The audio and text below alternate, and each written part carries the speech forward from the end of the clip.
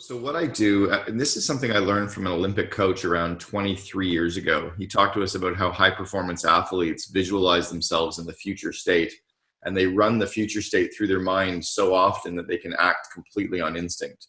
And in the business world, that would be like a contractor who gets the homeowner to give them a vision of the home, pictures and drawings and sketches. The homeowner is really the CEO of the home building project. And then the contractor can take the visions, the pictures, drawings, and sketches and can do blueprints, the plans to make the dream come true. And then they can hand the plans to the employees, and the employees can reverse engineer it without ever having to talk to the owner. In the business world, what I call the vivid vision is getting the CEO or the entrepreneur to lean out 3 years, only 3 years, to December 31st, 3 years from now, and describe what every aspect of their company looks like as if they're standing in their office looking around. They describe marketing, IT, products, engineering, finance. They describe 3 or 4 bullet points describing each area of their org chart. And then they describe what the customer is saying about them, what the media is writing about them, what their employees are saying, what the culture and energy is like. And they describe it not as if how they're going to make it happen, but almost like Back to the Future. They're there. They don't know how it happened, but they can see it. Then when you take that forward. So I hate to interrupt you, Cameron, but would you characterize this as a visualization exercise? Is that? It starts as a visualization exercise and mind mapping, and then it ends up as a 4 or 5 page written document describing the entire company. So you have this document for yourself on your website, right? That's what that is, right? And I share it with the world. So yeah, I read the fucking thing. I want to ask you about Antarctica. I'm curious about why you want to go there, but that we can follow that zebra in a second. But so that's you taking your vision for yourself a few years out and actually just putting it on the web so that we can read it. And I share it with everyone I do in any of my speaking events. It's kind of corny though, isn't it? No, it's actually because it's the vision I see, and when everyone else can see it, they conspire to make certain sentences of it come true.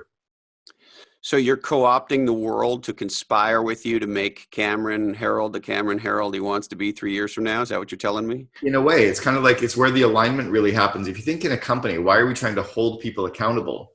When we can hire people that are really smart and show them where we're going, they'll make decisions aligned with what we can see. But if they don't know where we're going, then they're not aligned at all. It's so funny because I always thought that anybody who needs to be held accountable, they're the wrong people. Is either you're retarded or they're retarded. Like somebody's got this wrong. Exactly. It drives me crazy. Business is so simple, but we overcome it. We don't show people where we're going. That's the whole concept of the vivid vision. If everyone can see what the entrepreneur can see, then they all have the same instinct. Now, and actually that ties to category design, because when you create a powerful point of view that articulates the problem and therefore the solution in a new and provocative way, that becomes true north, right? And so in a lot of ways, a point of view is the category design execution of what you're talking about. Mm-hmm. In that particular area of the business, yeah. Now also, what about the way that we read our numbers and the pulse that we run the business on, or the energy that we want to feel when we come into the office space? All of that can be reverse engineered. You can reverse engineer a feeling. If you talk about creating a dinner party and you want to have a fun energy, well, then that determines what the music is going to be like and what the drink is going to be that you hand people at the front door and how you're going to seat people at the table. All of a sudden, you can start reverse engineering stuff that some people seem to do naturally and other people just haven't got a clue. And what's happening now is most people have a 1-sentence vision statement and they expect that to align everybody, and it's just not enough. Yeah. You talk about engineering and experience in that way. When I was the head of marketing for this internet consulting business called Scient back in the heyday of the boom, we had this building in San Francisco that was our headquarters, and the office space was such that there was a long, narrow hallway when you got off the elevator, and we didn't know what to do with that hallway. And so we came up with the idea. One of our expressions internally was "we're on fire." It was kind of like a chant, get everybody pumped up kind of a thing. And so what we did was we lined both sides of this long hallway with regulation fire extinguishers. Okay. And so people would walk down this long hall of fire extinguishers going, what the fuck's going on with all these fire extinguishers? And of course, what I didn't realize in the beginning was we didn't arm the receptionist with what to answer. So when we first did this, after the first couple of days, she said to me, Chris, what do I say to people? Like, everybody keeps asking me what these things are for, right? Because it was obviously creating a tone. And so to finish the tone, I said, well, you just tell everybody that the San Francisco fire marshal came to us and said that our company was so on fire, we had to have them all here. That's awesome. There you go. Yeah. So the other thing about, what you're really doing is trying to ground people as vividly as possible in the future they want to create. Well, so I use an example. When I do speaking events, I talk about a movie called The Sound of Music. And there's this really famous scene where they're up in the hills in the Alps and they're singing and dancing. You mean the hills that are alive? Right. So if you've seen the movie, you get it. But if you've never seen the movie, you have no idea what I'm talking about. Who the fuck has not seen The Sound of Music? You'd be surprised. In the Western English-speaking world, who the fuck has not seen The Sound of Music? You'd be surprised. Really? Yeah. Most people what? When you kind of come down in the age groups, they haven't seen it. And yes, outside of the Western Hemisphere, no one in Germany has ever seen the movie. It's like a complete crickets when you ask an audience. It's really weird.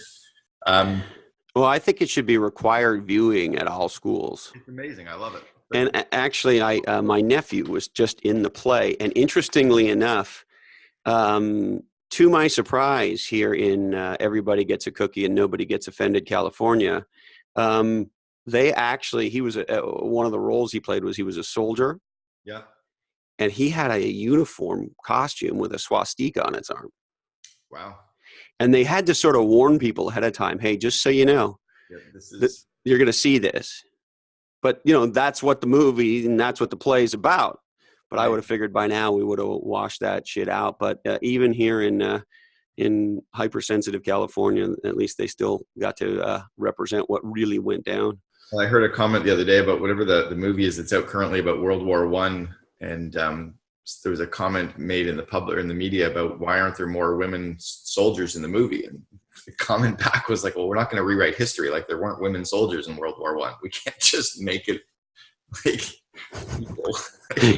Yeah. There. Yeah, although, and this is a complete digression, but I'm always amazed at what decisions the movie makers make and don't make. And the one that pisses me off the most for the last several years is we now know, of course, beyond a shadow of a doubt, that there's a straight DNA line from the dinosaur to birds, and specifically T-Rexes to chickens. And so when they did the latest Jurassic Park movies, there's not a paleontologist in the world that believes that dinosaurs didn't have feathers. And so the guys who were the paleontologist, advisors or whatever you want to call them to the movie were asked, like, hey, what the fuck? And the excuse they gave was that they just wanted to have continuity with the prior movies, right? But there was, if you Google around for it, you could see there's a lot of people in that world that thought it was complete bullshit, that they weren't accurately depicting what they look like. And this, by the way, is ADD gone wild for you and I, right? We just go all the way down the rabbit hole. And oh yeah, it doesn't fucking matter. It just, yeah. And if you see other rabbits or giraffes or, naked ladies or whatever it is, we could. So that ties back in, believe it or not, we could tie that back into the vivid vision. If everyone in the company is not crystal clear on what the company looks like in 3 years, they go down these different rabbit holes, not on purpose, but they're going with the best guess that they think the company might look like, and it might be different from what the CEO wants. Yeah. Core values is one component, BHAG is one component, your vivid vision is another component.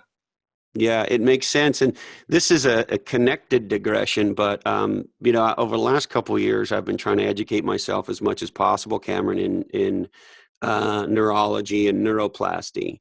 For my own benefit. I have a neurological condition and I'm fine, but I really want to get all over it, and I'm trying to get all over it. Anyway, I can't remember where I consumed this, so I'm sorry not to acknowledge source, but this is not my idea. I either read it or it was in a podcast or a TED Talk or something. But apparently we can fool our brain, our neurology, into thinking things are real. And when we think things are real, we act in accordance with that reality.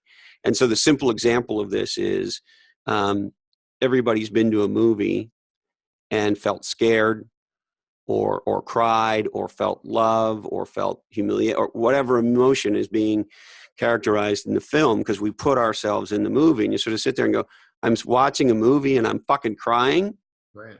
Or, I can remember my dad and I watching Braveheart one time in Tahoe drinking scotch, and we wanted to paint our faces blue and invade Reno. Yeah. But the point from a neurological point of view is, even though intellectually we understand that there's no reason to be crying, we're crying. The quantum mechanics, you can't change it. You can't change it. And so our neurological systems can't delineate between an actual thing that happened and something that we think happened, so to speak. Is that, and that's the power. Am I reaching too far here?